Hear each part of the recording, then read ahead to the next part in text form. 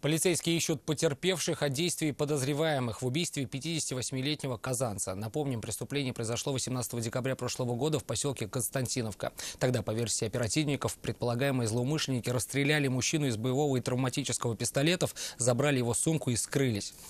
Работая над раскрытием этого дела, полицейские выяснили, что помимо убийства подозреваемые причастны еще к одному преступлению. Обо всем по порядку в репортаже Салавата Мухаммадуллина.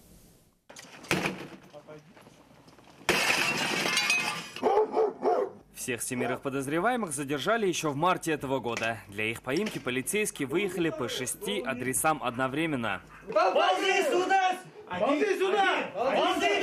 В ходе обысков у 2 подозреваемых оперативники обнаружили обрез охотничьего двуствольного оружия, пистолет ТТ, незарегистрированный травматический пистолет «Стражник», а также десятки боевых патронов, наручники и 5 масок с прорезями для глаз. Патроны. Патронов в количестве 4 штук.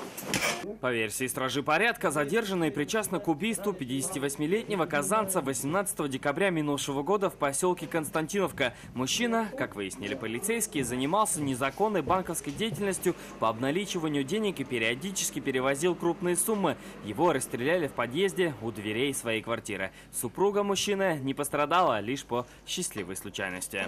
Снимайте себя сами. Не буду я присаживаться. Не надо меня снимать, и все, что. Снимайте сами себя, свои лица.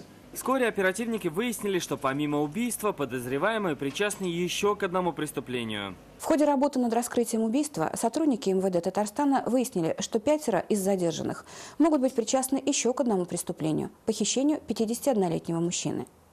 В настоящий момент решением суда все задержанные заключены под стражу.